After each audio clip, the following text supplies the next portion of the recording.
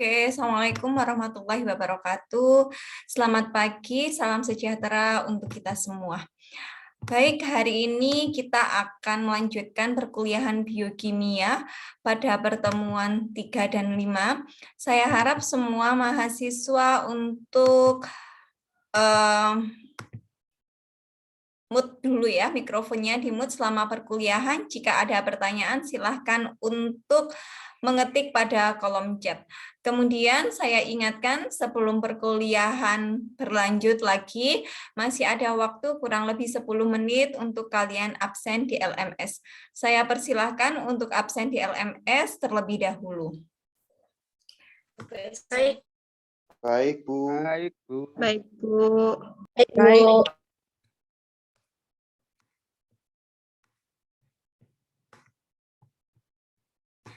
Suara Bu Farah sudah terdengar dengan jelas ya? Iya, Bu. Jelas, Bu. Baiklah. Hari ini pertemuan 3 sesuai dengan RPS yang sudah saya bagikan di kontrak kuliah, maka materinya adalah karbohidrat.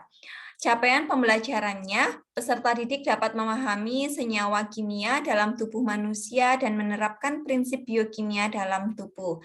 Kemudian indikatornya peserta didik dapat memahami, menjelaskan struktur, fungsi karbohidrat, serta pembentukan dan identifikasinya. Maka dari capaian pembelajaran dan indikator, nanti topik yang akan kita pelajari bersama-sama seperti pada slide, yaitu ada 5 topik: definisi karbohidrat, fungsi, klasifikasi karbohidrat, metabolisme karbohidrat secara umum, kemudian yang terakhir adalah sifat kimia dan cara identifikasi kualitatif dan kuantitatif karbohidrat.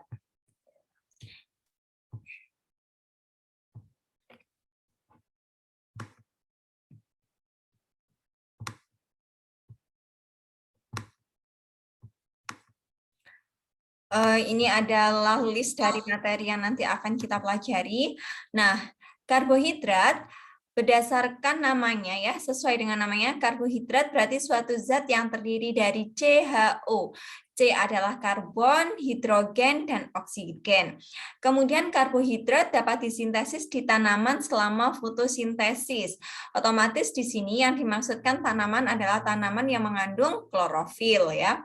Kemudian reaksi apa yang terjadi? Reaksi yang terjadi adalah karbon dioksida ditambah dengan air menghasilkan oksigen dan glukosa atau karbohidrat.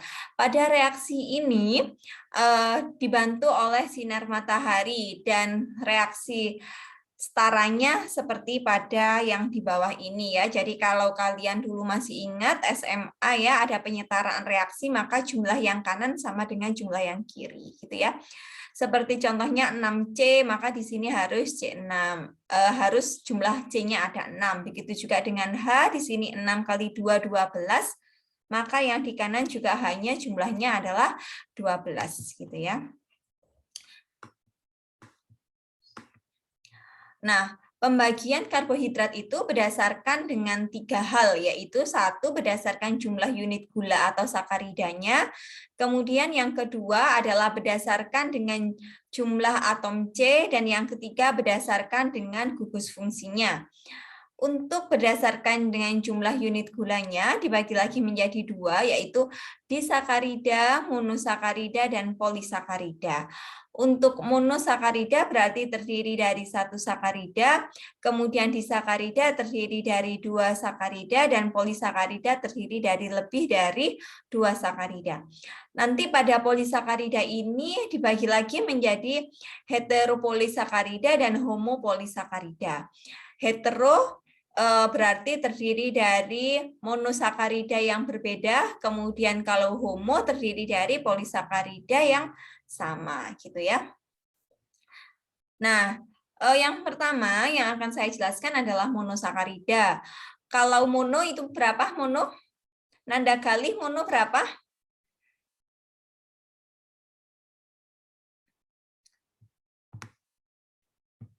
Mono berapa? Bisa dibantu teman-temannya. Mono berapa? Mono itu artinya berapa? 1, Bu. Ya, oke. Monosakarida berarti adalah yang terkarbohidrat yang tidak dapat dihidrolisis.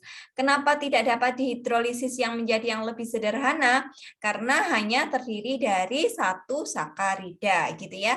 Di sini ada contohnya adalah ada glukosa, fruktosa, ribosa, dan galaktosa. Kemudian yang kedua adalah disakarida. Disakarida merupakan karbohidrat yang terbentuk dari dua kondensasi molekul monosakarida. Jadi monosakarida berikatan, dia akan membentuk disakarida. Nah, ikatan ini nanti contohnya kalau yang di maltosa adalah dia berikatan atau nama lainnya berikatan 1,4 atau nama lainnya adalah glukosa alfa 1,4 glukosa. Contoh lain dari disakarida ada laktosa. Laktosa itu merupakan kondensasi dari galaktosa dengan glukosa ya. Laktosa itu ditemukan atau contohnya adalah pada susu ya. Ada susu mamalia ataupun susu hewan ya, jadi cow, goat dan atau human. Kemudian ada sukrosa ya. Sukrosa itu adalah kondensasi antara D-glukosa dengan D-fruktosa yang terdapat pada buah bit. Kemudian yang terakhir, berdasarkan jumlah sakaridanya ada polisakarida, yaitu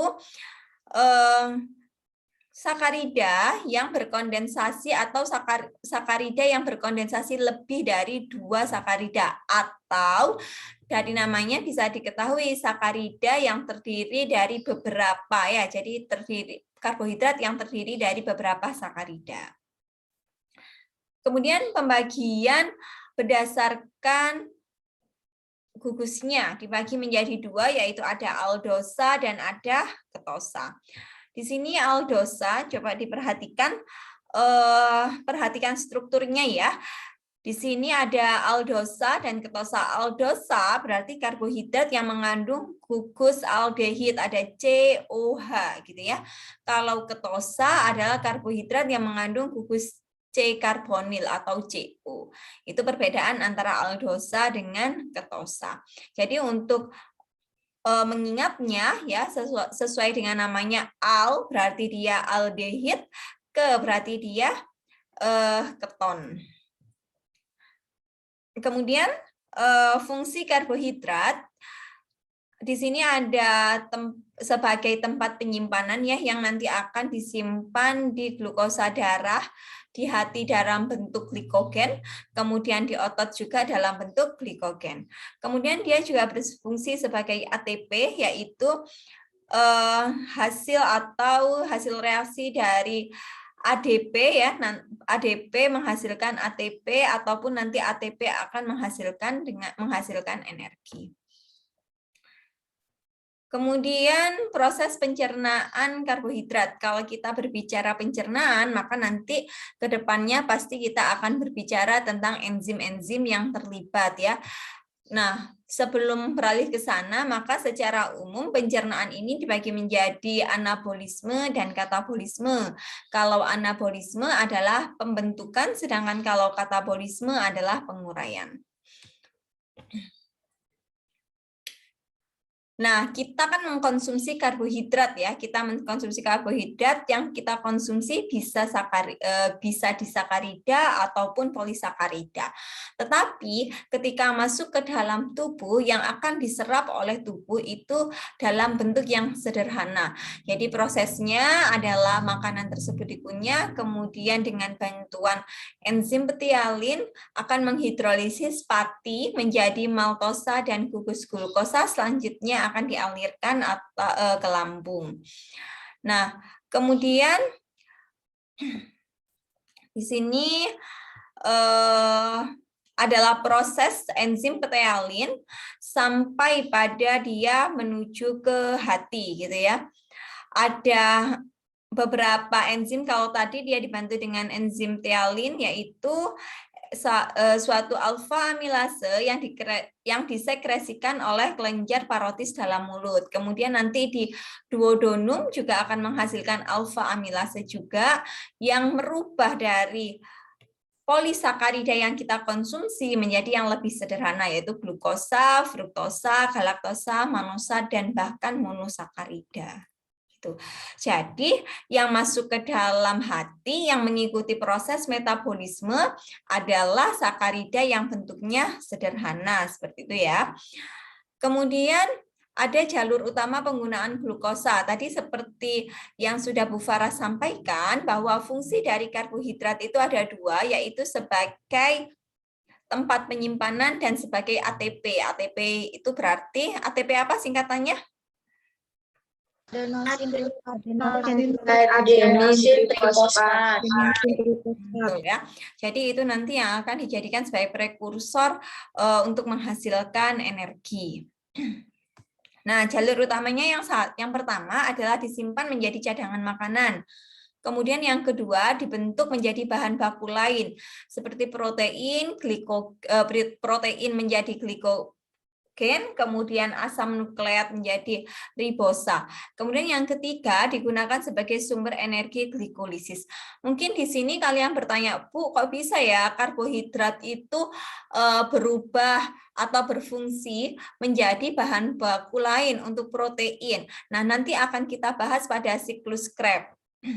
Jadi ketika kita mengkonsumsi makanan ada karbohidrat, ada protein ya, kemudian ada lipid, nanti secara memang metabolismenya berbeda-beda, jalurnya berbeda-beda.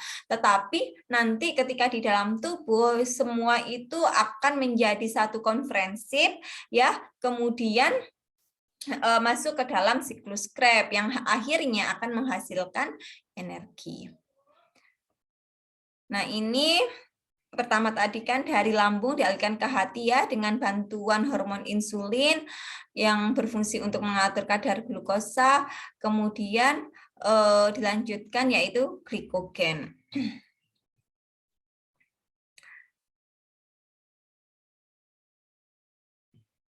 Nah, kadar glukosa itu dapat kadar glikogen ini dapat meningkat yaitu pada pencernaan dan penyerapan. Sedangkan jika kadar glukosa dalam darah meningkat, otomatis dia akan terjadi sintesis glikogen dari glukosa oleh hati. Nah, kemudian untuk metabolisme karbohidrat ya, untuk metabolisme karbohidrat ini ada 4, ada proses glikolisis, ada proses glikogenesis, ada proses glukogenolisis, ada proses gluconeogenesis. Nah, ini nanti yang akan menjadi penugasan untuk kalian pada pertemuan berikutnya. Jadi nanti Bu Farah minta kalian membentuk 4 kelompok ya, masing-masing kelompok akan membahas kemudian menjelaskan di mana terjadinya, kemudian enzim apa yang terlibat secara detail. Dan penugasan tersebut harus berdasarkan dengan jurnal yang terbaru, yaitu di atas 2010 ya. Saya hanya akan mencontohkan salah satu saja, seperti pada proses glikolisis. Jadi cara mengingatnya gini, lisis itu adalah pemecahan. Jadi berarti proses glikolisis adalah proses pemecahan glukosa menjadi pirufat dan laktat. Kemudian proses glikogenesis. Proses glikogenesis, gene adalah pembentukan. Nah, berarti pembentukan apa? Pembentukan glikogen dari glukosa, gitu ya. Jadi cara membacanya. Kemudian proses glikogenolisis. Lisis tadi apa? Pemecahan. Ya, pemecahan. Jadi dilihat proses glikogenolisis adalah pemecahan glikogen menjadi glukosa. Di sini berarti kebalikan antara glikogenesis ya. Kemudian yang keempat adalah proses gluconeogenesis, berarti pembentukan glukosa dari asam pirufat ya, atau pembentukan asam amino dan gliserol dari glukosa gitu.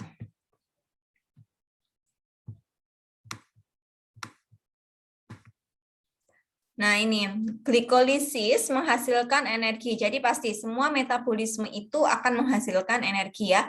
Nah, glikolisis ini berlangsung di sitosol sel. Tadi glikolisis apa? Pemecahan apa glikolisis tadi? Pemecahan glukosa menjadi pirufat dan laktat ya. Nah, untuk yang pirufat itu terjadi secara aerob, sedangkan untuk yang laktat itu terjadi secara anaerob. Dan laktat ini yang menjadi prekursor atau bahan utama dari siklus Krebs. Nah, pada proses glikolisis terjadi pemecahan heksosa 6 karbon dari glukosa menjadi 3C ya, atau disebut dengan ATP. Tadi ATP apa singkatannya? Adenosin? Adenosin trifosfat. Adenosin trifosfat. Ya, tri berarti kan 3 toh, 3C. Atau 2C. Berarti adenosin D-nya apa? Trifosfat. Difosfat ya, D berarti 2 dan NADH. Nah, NADH ini adalah aseptor elektron sehingga tidak terjadi radikal bebas. Kemudian untuk ATP adalah molekul fosfat yang menjadi pemutusan energi. Nah, reaksi yang terjadi pada glikolisis ini yaitu glukosa ditambah 2 ADP ditambah 2 pirufat, dia menjadi 2 laktat plus 2 ATP plus 2 H2O. Jadi, di sini membutuhkan 2 pirufat untuk menghasilkan energi sebesar 2 ATP gitu ya. Oke, dari sini ada yang ditanyakan? Silahkan. Baik, saya cek di kolom chatnya.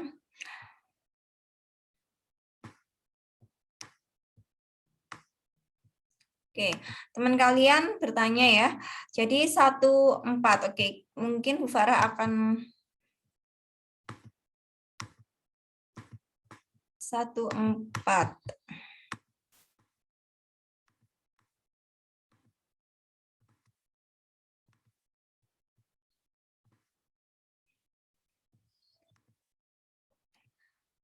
Nah, ini.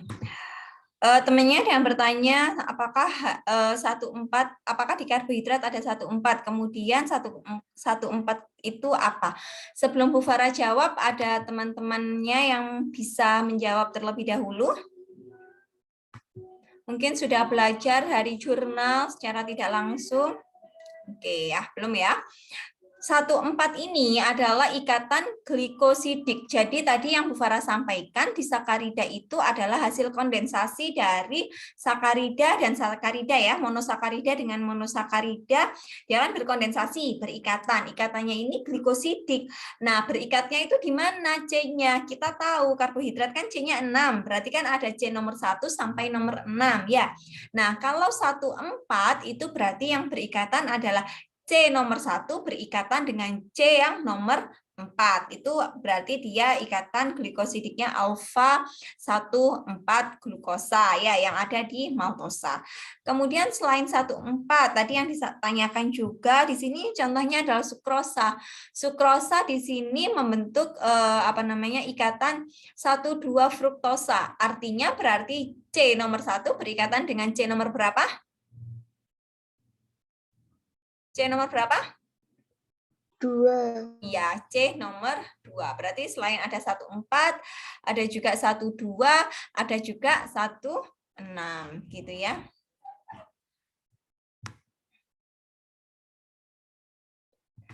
Kemudian apakah karbohidrat dapat langsung diserap? Oke, tadi slide pada metabolisme ya, pada metabolisme.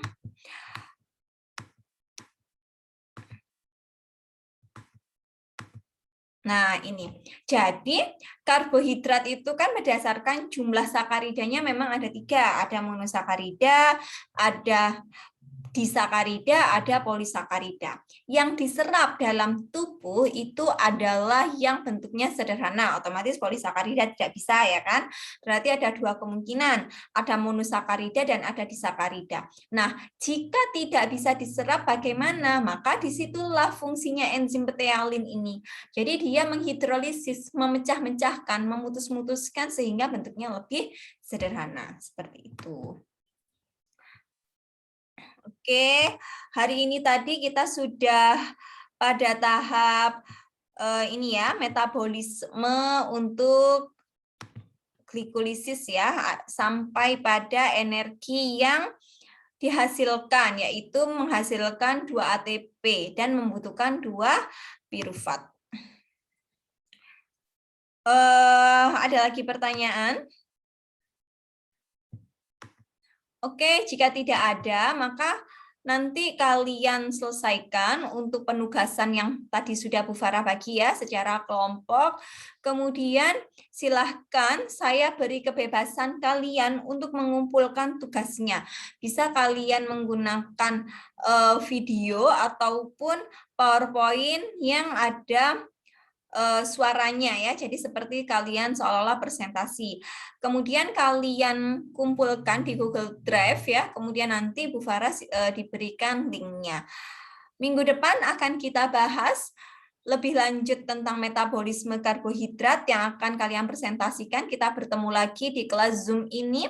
Kemudian untuk reviewnya ya, jadi untuk reviewnya juga nanti akan setelah kita bahas nanti akan kita lanjutkan untuk analisa secara kualitatif dan kuantitatif untuk karbohidrat.